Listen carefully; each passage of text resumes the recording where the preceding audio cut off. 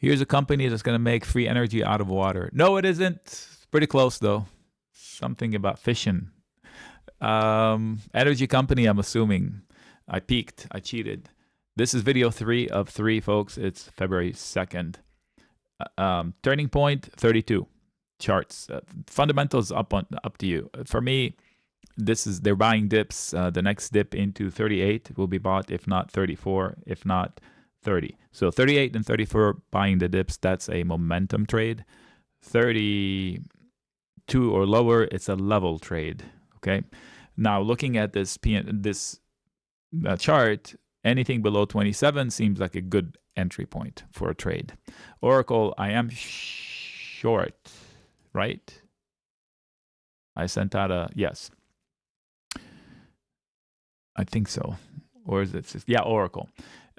They reported, and the spike was wrong based on my interpretation. Oh, yeah. And immediately got paid. So I'm short via credit call spread, which I think I shared. And I'm also short naked calls, which I don't recommend to people, but it's the easiest way to make money there, if you're right. Now, I don't hate the company. I just hated the price action off of a stupid earnings report. No. A headline of sorts, whatever it is. Anyway, I am short. I won't be short through the earnings, which are in 39 days. Let's talk charts. 178, 183, strong resistance. In fact, check this out. I did not do this today. Look at that. The biggest resistance letter is right around the biggest drop zone. Not a coincidence. And it's right around the zone I just mentioned, 178 to 183. That still stands. This yellow box, they may come out, and if they touch it, that should be a short-term top. Support zone is spread out from 164 through 158, solid support. This one has been filled, I believe. I just left it there because it makes for a good visual of where really good buyers are. You don't want to lose 152. It opens the door for 138. But that's a mile away. 162, 160, solid support. This is still correct. So by the way, I need to mention that my short does not need a drop. I just argued with the spike. Palo Alto Networks, a good company. Weird earnings here. Tough 198. Show me what's it going to take out 198. And if you do, you might get to 212, but then there's 204 to deal with. So you're kind of stuck between a solid seller and a bunch of buyers. 177, solid buyers. 172, I think, solid buyers. And of course, the visual that you see it right there at 166, also solid buyers. Don't want to lose 165, these guys, because then you're talking about these guys. So 155 is doable, 56, but it takes a disaster. I don't think we have enough in us to take out these, but it's a strong stock, 23 days until earnings. Procter, I would fade this rally if I'm a trader. If they take out 171, they can get to 175 or 6. You have nice higher low trend coming into a pretty difficult level. Anything above 170 should be very difficult. Let's see if they're able to do anything with it. This is pretty strong resistance. Zone. And a bunch of support. So there's nothing to do really from an investment perspective. Palantir, not an obvious point of entry. They do report earnings on Monday. Let's see what happens. Put it on your shopping list. If you're not long, you want to go long into the earnings. I'm not that kind of gambler, but you can probably do it with a couple of $100 through calls. Plug. Yuck. Okay, so you need to hold 1.8 and 1.7 and 1.6. Otherwise, I don't know how low it goes. And these stocks do go to zero. I'm not sure this one, but the chart's not going to help you. If you're an investor, just do your homework, invest in the company, and don't add beyond what you want to lose. Philips. Not my favorite, but technically 115, 116 support, better support at 113, 112. If it falls below 113 and somebody goes long, that somebody is doing okay. You just don't want to lose 109. I don't know what's below that. I would have to look way too far back for it to matter. Yikes. Yeah. So this is do or die for Phillips. So the problem is it's going to take a lot to take out 125 through 130. So the upside is somewhat limited. From an investment perspective, okay, if you have patience for the long term, I got you. I understand. Selling puts might make sense. I don't know if it has enough premium. PayPal, I believe, reports this week. Yeah, Tuesday. Yeah, not for me. I think they're struggling for an identity. They can't make up. I mean, I'm a client on the merchant side and the user side. Every time I log into my account, and I mean every time, whether from the app or from the online website, the thing looks different. They don't stop messing around with it. They are searching for an identity. It's like they're crazy. This stock often trades with Bitcoin. I don't know how much of that is still going on. Square and this one, they trade with Bitcoin. So if that's still the case, and if Bitcoin gives back a little bit, this one might have some outside influence. Fundamentally, it's a good company. If it dips, I will buy the dip. Here, I have a seller above and a buyer below. Going into an earnings report, I'm not inclined to do anything. I will trade it after the earnings. So if I'm an investor, I'm not doing anything. If I'm a trader, react off the trade. Like if you lose 87, I think you'll get an entry at 83.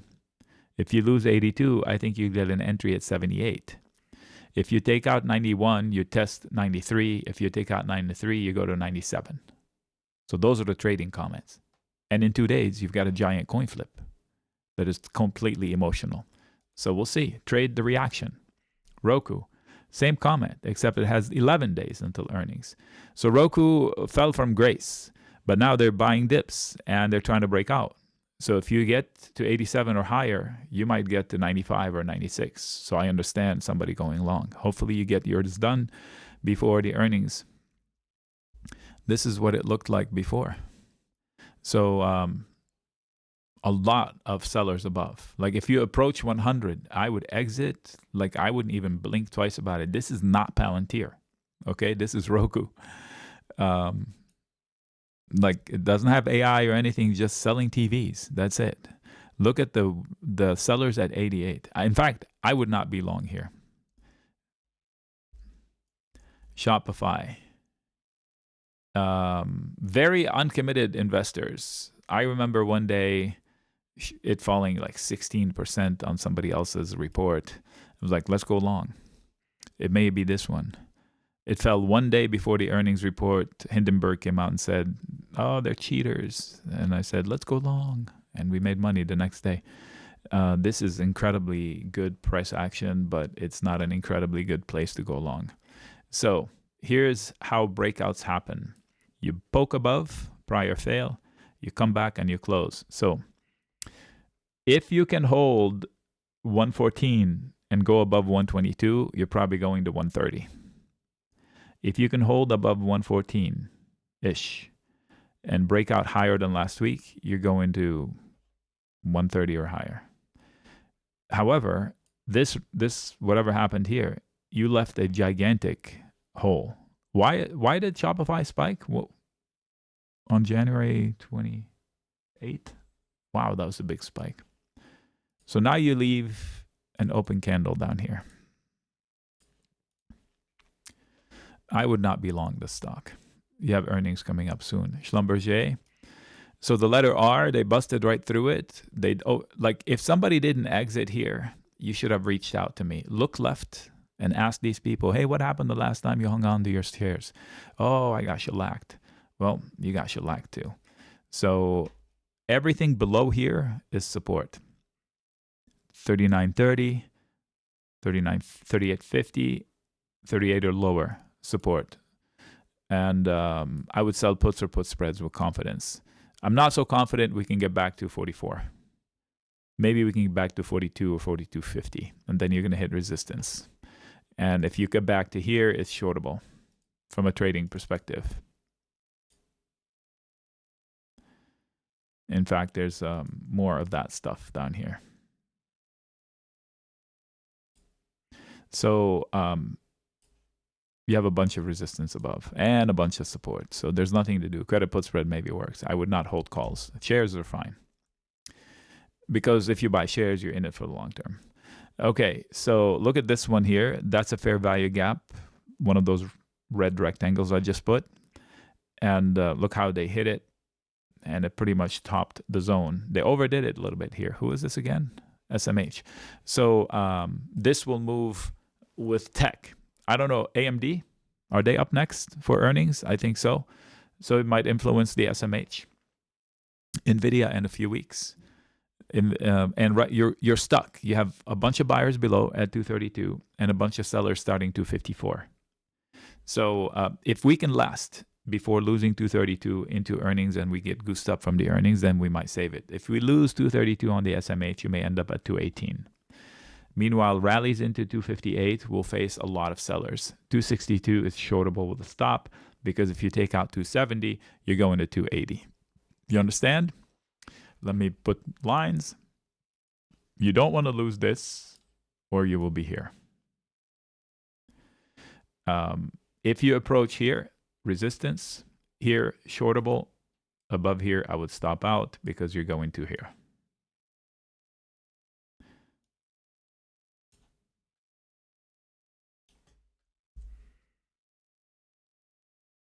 Snowflakes, I would be out. I would short it. Credit call spread, if I were to trade it. Huge buyer into 166 or lower. So credit call spread should work. Eventually, you don't want to lose 154. You'll end up in the white box. They did not respect the letter R. Yep. So a breach of 190, open air to 208. I wouldn't trade it. The investors in this one has been manipulated, and I'm a dumbass for trading it if I wanted to. That's the way I feel. Because one day they're hating it, and the next day it's going to all-time highs. So they're uncommitted. Trading, yes. Investments, I mean, okay. Between it and NVIDIA, currently, where they are relative to themselves and their P&Ls, NVIDIA, no-brainer. So if I wanted to buy a company today, and you say you can buy stock or go long NVIDIA or long Snow, I would go long NVIDIA. Just to pick one. Microsoft, yes. Snow, not so yes. This red thing is bearish, but it looks like they did it before it actually happened, but I would not be surprised if it goes down to 170.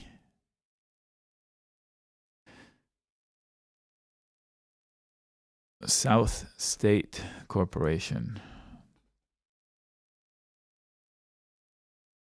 Banking services, okay. Great P&L, pretty stable. There's no surprises. You have sellers above and buyers below. Below 98, there are buyers through 90, 89. Above, you have a seller at 110. If you beat that seller, you test 116. If you beat that seller, you will go to 124. So the bulls have the advantage. STX, that's Seagate. So kind of like Micron, stuck between a hard buyer and a hard seller. What's it going to take out 112? A freaking miracle is what it's going to take. And what is it going to take to lose 86 or 85? Another miracle. But if you take out 85, you're probably going to go to the low 70s, maybe high 60s. These candles are not super strong, but there are areas of support. It's not a bad company or anything. I'm just preparing you for a whipsaw. I would fade rallies to 105. If I'm long and it goes to 105, I'll be out. I still think all these blue boxes on the left are very difficult zones. I still think, look, those are lines and boxes from before. Yeah, we went above them, but they were exit points. We went above them for 2 days. That's it. So solid support. I'll put your box. This is an area where they would close up a lot of gaps. Anything below here is solid support. So somebody selling credit put spread or selling puts on the way down, I'm good with that.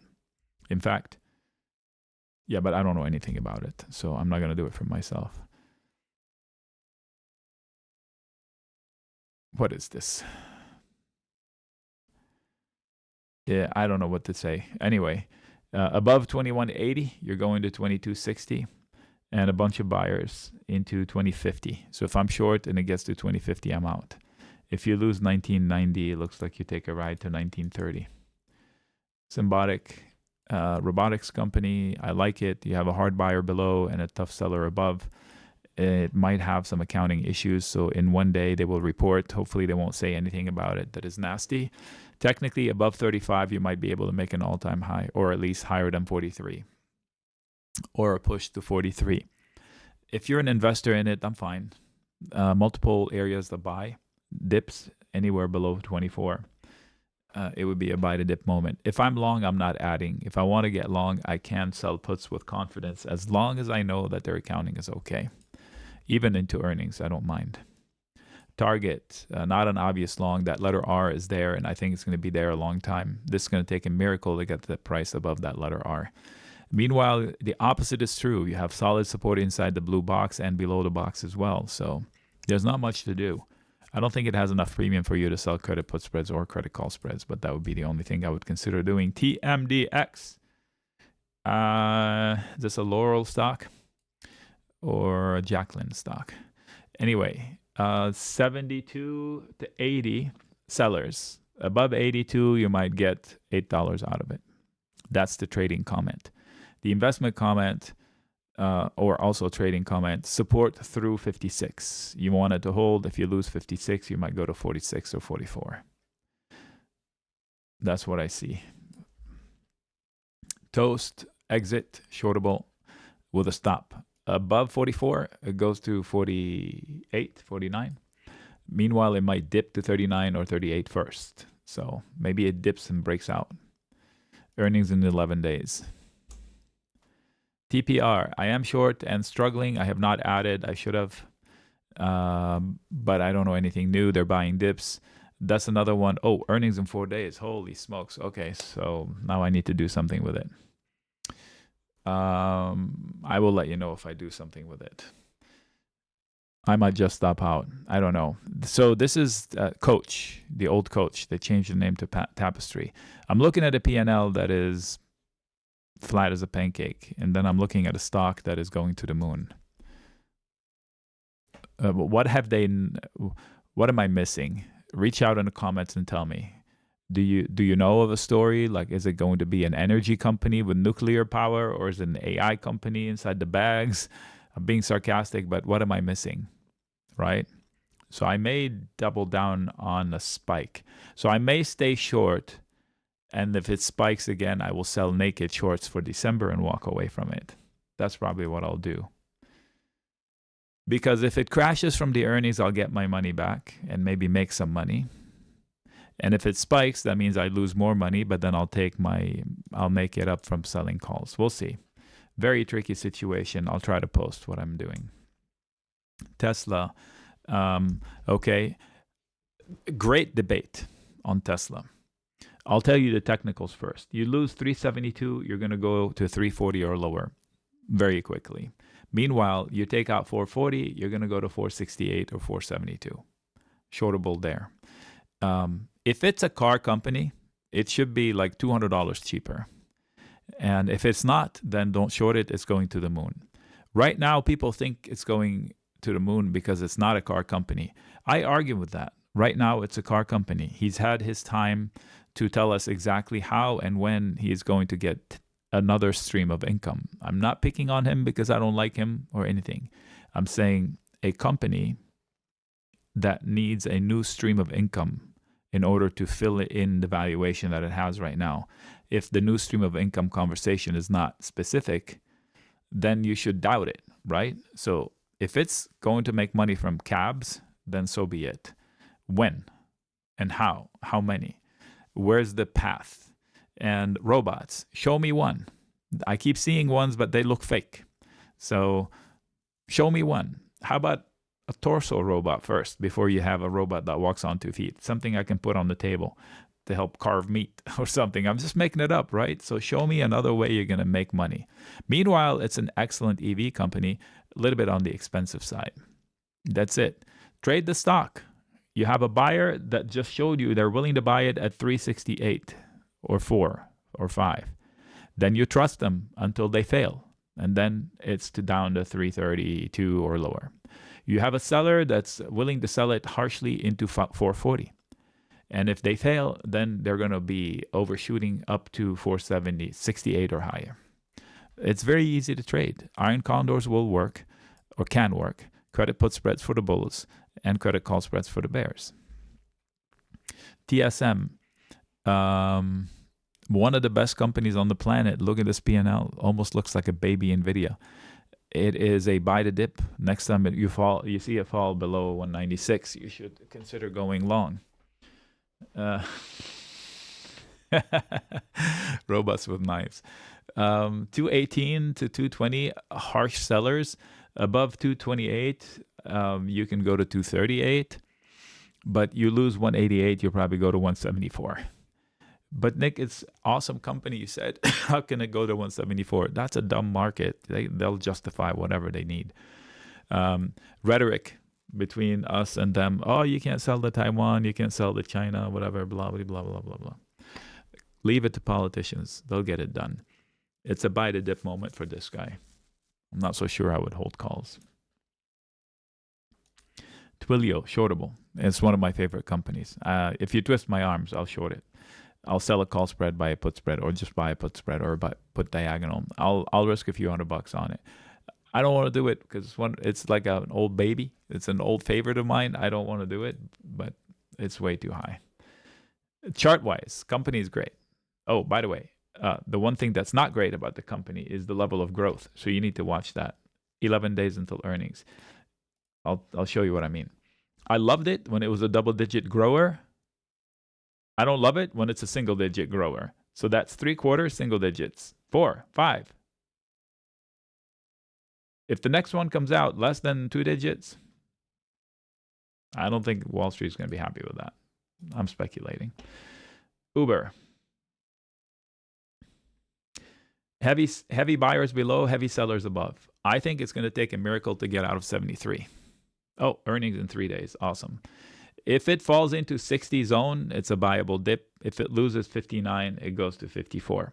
So this one, I would reserve to trade the action from the earnings. Although, if I'm an investor and I wanted to sell a put to own shares, say at 58, I can do it.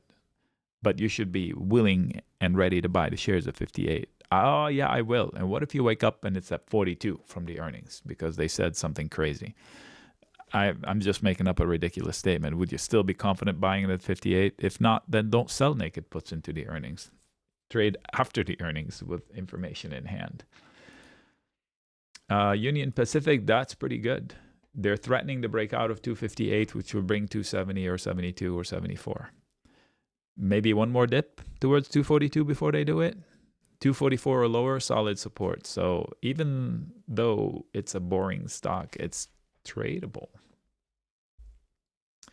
UPS, it's a buy the dip moment for investors, not for me. I don't like that company. They always have issues. Plus the support is way too old. Way too old. And it's way too wide. So yes, it looks like a no-brainer, but if the stock market has a tizzy this week, this one might lose 110 and end up in the low 100s. So nibble long, yes. Sell puts on a big dip, yes. I think I discussed it in the live room with a few people. I don't remember the specifics though. Visa is an exit, not because I want to short it, although I do, but it's an excellent P&L. Look at it. It's a weird P&L. I think politics is what's going to decide the next big move in Visa, and it could be down. I remember, anyway, so also what could hurt Visa is if the consumer hits the skids in the US, they might pull back on spending. Online is all the spending, right? So now there's another nuance of like a long-term argument against the growth rate staying as steep. I'll give you the concept, and it's a thesis. That's a long-term thesis. Is so when we had 100% of the transactions not be electronic on the internet, on the web. So when we went to buy something, we didn't use the web to buy it. So the sale was definitely not Visa. Not that it was paper, but it was definitely Not definitely Visa. But if you spent something online, it's definitely Visa or MasterCard or whatever. It's an online payment, right? So the acceleration of people transitioning from buying in person to online is going to slow down. I don't know if I'm explaining it correctly. Anyway, the cycle of explosion in transfer from non-credit card payment to credit card payment has a top, and I think we're at the cusp. Like, it's a long cusp, but it's not going to be accelerating as fast anyway. That's a long-term statement. Until then, they're buying dips, and the challenge is show me you can take out anything above 349, 350. I think it's easier to get to 326 than it is to break out into a new high. But those are tough shorts. Vodafone, I don't know why I would invest in it. That green line, I didn't draw it. It's set there by some mathematical something. So it's obviously an important zone from here through 9. What's it going to take that zone out? It's going to take a monumental effort, and this P&L does not look like it's capable of such things. So now you're hoping to hold support. So if you're an investor for the long term, how is the earnings in 106 days? Isn't it every 3 months? Just know why you're holding it. If it's a fixed income story, if it doesn't pay as much of U.S. bonds, which are risk-free trades, why are you investing in it? Ask yourself that. All right. Vertiv. Whoa, that's a big haircut. All right. So you do have areas of opportunity and hideous areas of opportunity. Like, what's it going to take that out? That whole area is a short. And it's easier to drift lower to retest the footing than it is to explode through that. They have been buying dips. These green lines show, I remember what these are. So at one point in the last 2 weeks, I went back in time and I said, give me, okay, in case you don't know, if we zoom out, that's a pretty wide band in an ascending, very sharply ascending channel. So sometimes I need a visual to help me understand the limits of that. So I put in that yellow plus sign, which is, and it just gives me channels, right? So the middle channel, the middle one is the mean, right? And they go, that's normal. These first 2 green lines, this is too much. They went too much and they came back to normal, then went too much again. And now they went too much down here and they bounced. So now they're back to normal, that spot right there. So there's nothing to do here except to say that maybe they're ready to now break out of this ascending channel. That's what you need to watch for. Lower than 98, that's start of confirmation that we may be heading south now in a descending channel. That's me speculating, okay? You need to watch out for it. WMB, a lot of sellers above and a lot of buyers below. So who do you trust? So from an investment perspective, there's nothing to do. This is a problem area with a backup one above it. So resistance at 60, resistance right here, bunch of support, like a bunch of support, and a weak spot in the chart right here. Definitely. So anything above 46 came too fast. There's no volume. Look at it. So here's the statement. You have support everywhere and backup support everywhere until 51.50. You lose 51, you're probably going to 46. But that's not the trading point. The trading point now is that if you're long, you're comfortably long. You have buyers below. If you're starting longs, you should know that you should just have patience. It might take a while to make your money. Walmart, I'm short. Period. Period. This freaking Wally World earnings are in 18 days. Small bet. It probably costs $150, $200 to buy a put or a put spread. I'll let you know if I go into earnings with that. But that is just, it's Wally World. It's better than Nvidia and Microsoft. Hell, it's better than Google chart. And it's flat as a pancake. I don't care what your talking points are about it. It's flat as a pancake. Show me the money. You can talk all you want. Oh, it's doing this and drone delivery. Where is the money? Right? Okay. So not an obvious starting point. Let me say this. No, I won't say it. I'll piss people off. Okay, I'll say it differently. 84 is doable in the next few months. And I'll stop right there. I want to say more, but I'll just stop right there. Weyerhaeuser. Wow, it's been a minute since I heard that name. This is a paper cardboard company, right? I think so. Anyway, it couldn't be more boring. It's in the middle of where it needs to be. You have unbelievable buyers below, unbelievable sellers above. It might be a little bit easier to get to 29 and 28.50 than it is to breach 32.50. Reach or breach. Other than that, just own it. XBI. I think we bought the dip. We sold puts or put spreads on the way down. Yeah, I would be out of that now. It's going to take a while to get to 98 or through 98. Not getting Kennedy in. Did he get, can somebody here tell me if Kennedy did? I thought the deadline was Friday. 25% tariffs, how the stock market? No, so that is tonight. I'll have a video for that tonight. XBI. We might have a pop or a drop based on they vote Thursday. What happened to last Friday? They're gonna kick the can another week? Gosh dang it, those freaking politicians. They don't work worth a nothing. Okay, 86.40 needs to hold. If you lose that, you're gonna lose 80. That's my take. Still questioning all week. Oh my God, these morons. I swear to God. XLC. Not a touch because so XLC, XLK, XLY, you need to look as to what's in them, okay? Because they have 2 to 3 stocks that are 50% of the ETF. So if Alphabet is in here, and if Alphabet is in here, and Alphabet has a bad day because of earnings that are coming up, then this suffers as an ETF.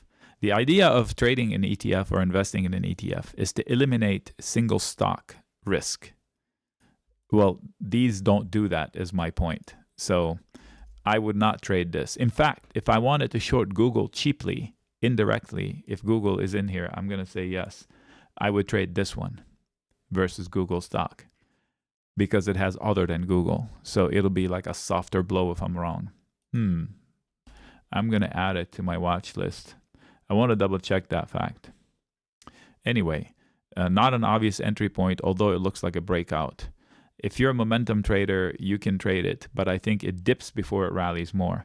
So a dip to 100 is doable, 99 and change is doable. That's target 1.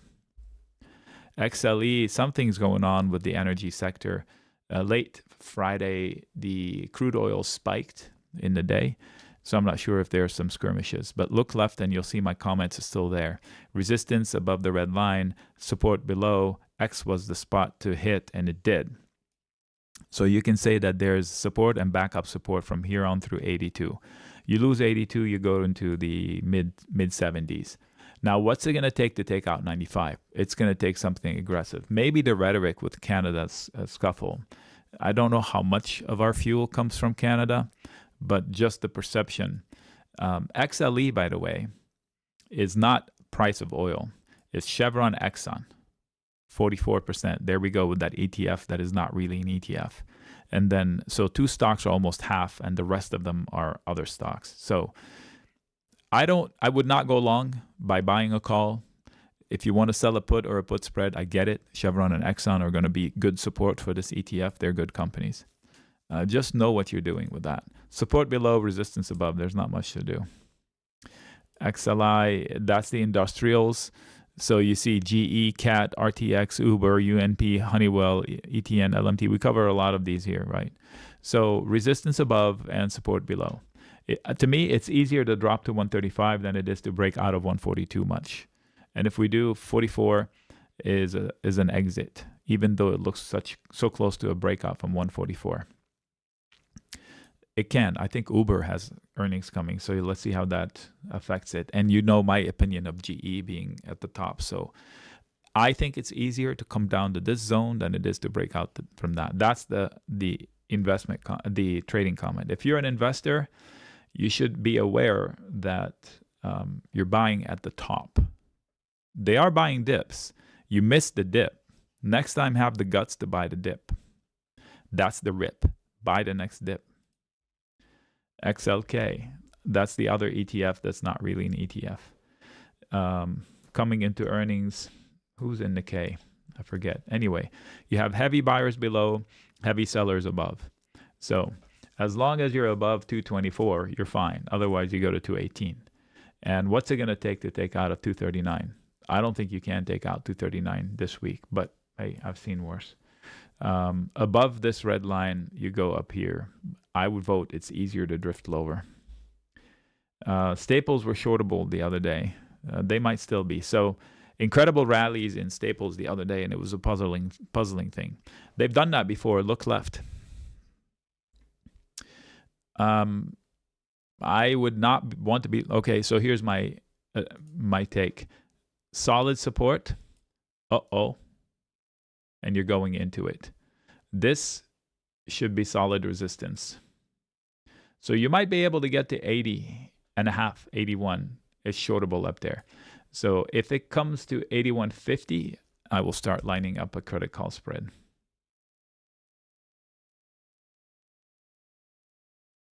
To short it. It's easier to drift down to 77.5.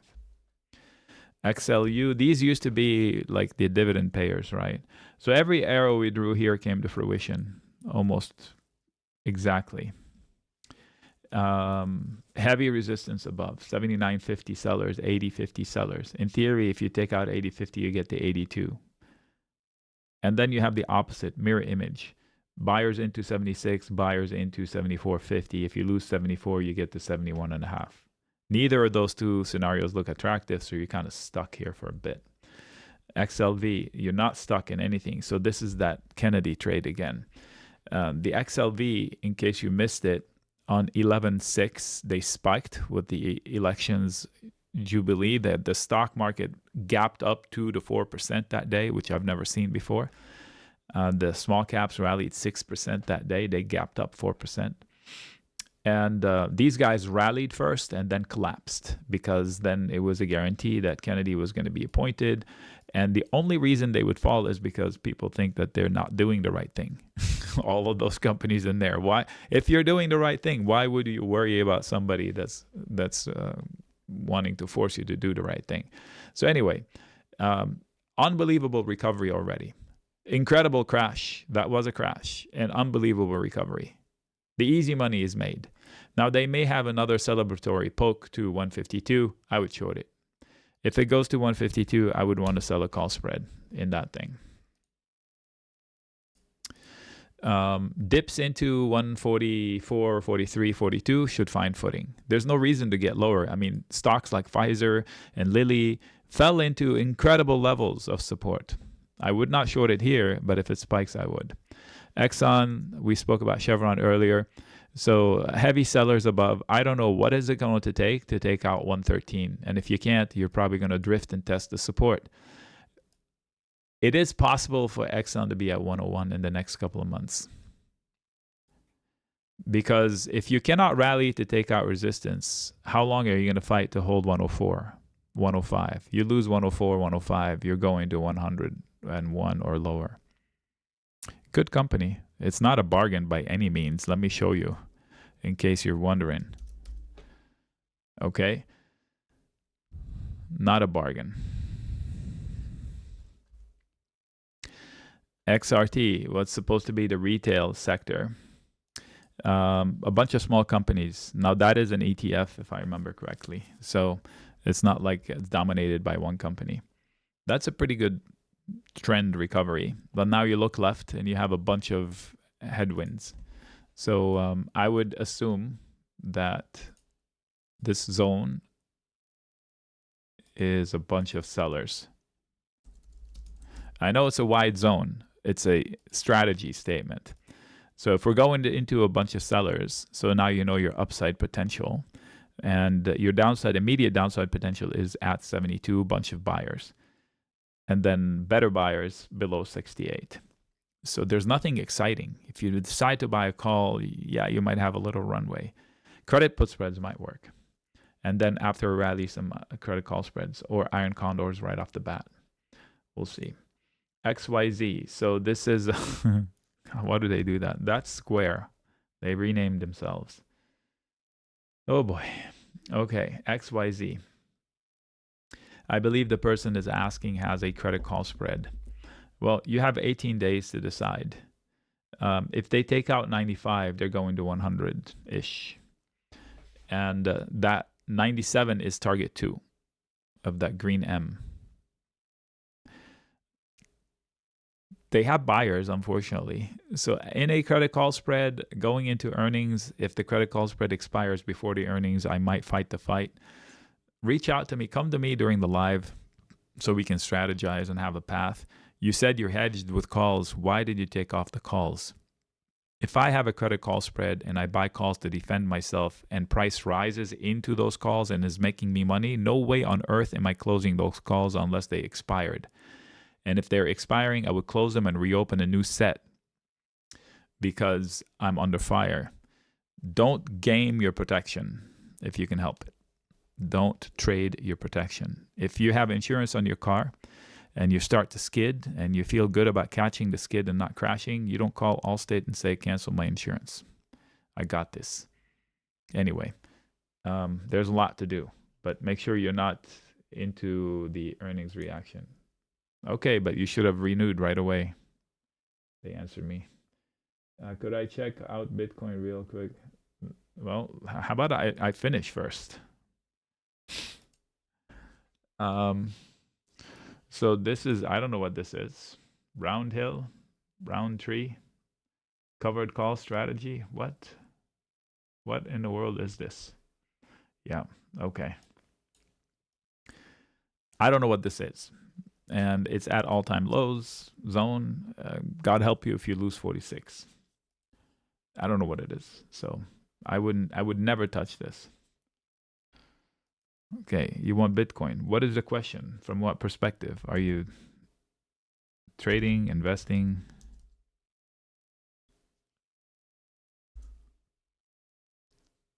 What are we doing? Levels. Okay. Hold 90, 89. If you lose 89, you go to the low 70s and high 50s. Those are my forecasts. Those are the immediate forecasts that they averted. They did half the first arrow and then they averted it. It's interesting that they lost that little guy here or in the process of losing. So how about I say it differently? You need to be above 102. You need to be above 104. 104 is going to be very, very difficult. I'm going to take this one and put it at 104. Let's see what happens up here. And yeah, I'm going to take this one.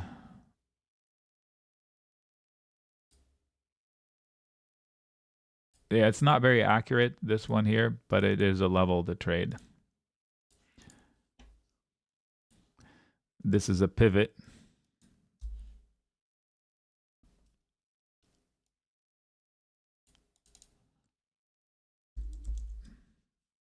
We usually put them in this kind of color. Well, okay. Wow. See how long it's taking to change the words? That's crazy.